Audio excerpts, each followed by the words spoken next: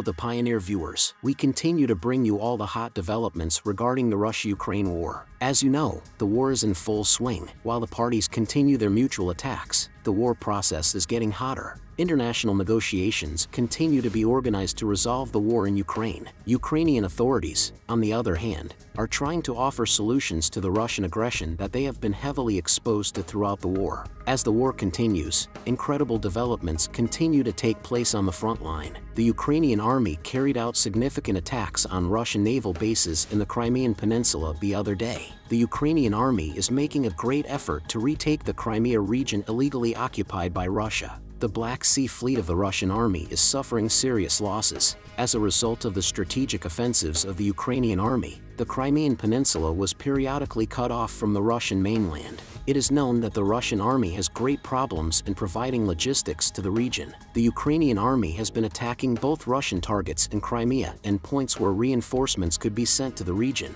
The Russian military's response is to move the navy to safer ports. Ukraine's unmanned aerial vehicles are condemning the Russian forces in the region to days of fear. Information obtained from local sources shows that Russian soldiers in the region are waiting with fear as if an attack is imminent at any moment. The Ukrainian army is both organizing counterattacks and sharing data on the losses of the Russian army with the public. The reports published the other day show that the Russian army has suffered serious losses and that it is not possible to compensate for them.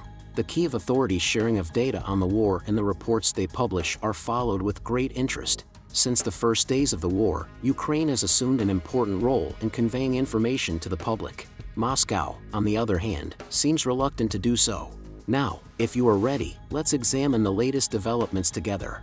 As the Pioneer, we continue to bring you the latest developments on the Russia-Ukraine war. Don't forget to subscribe to our channel and turn on notifications so that you don't miss our daily reports and explanations. I also read all your comments on our videos. Please continue to share your ideas about our content in the comments. Tell us in the comments what content you would like to see on the Pioneer channel. Let's start if you are ready. The Pioneer reports. An incredible operation was carried out by the Ukrainian army the other day.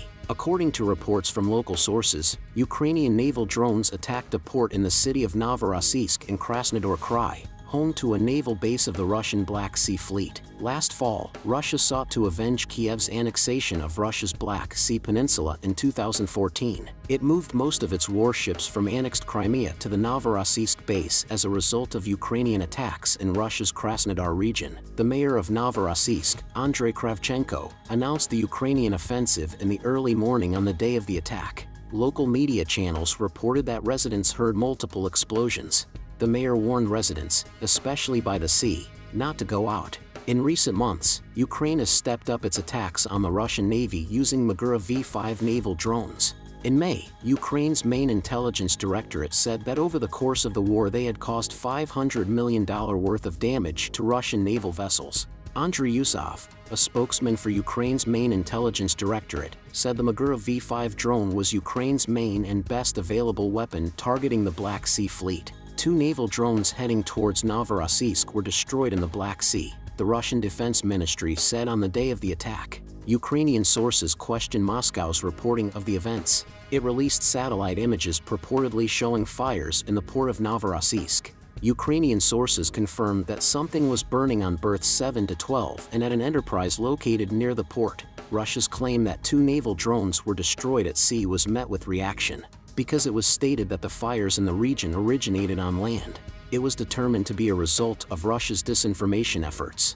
Satellite images from last October show Russia's fleet fleeing from Sevastopol in Crimea to Novorossiysk. Ships have also begun to pile up at the Russian naval port at Feodosia, further east of the annexed Crimean Peninsula. Reports from open sources, using more recent satellite imagery from April, show that the Black Sea Fleet has largely abandoned its Crimean naval bases. Dmytro Plenchuk, a former Ukrainian Navy spokesman and current spokesman for Ukraine's Southern Defense Forces, said in March that Kiev's ultimate goal is the complete destruction of the Russian Federation's military vessels in the Azov and Black Sea regions.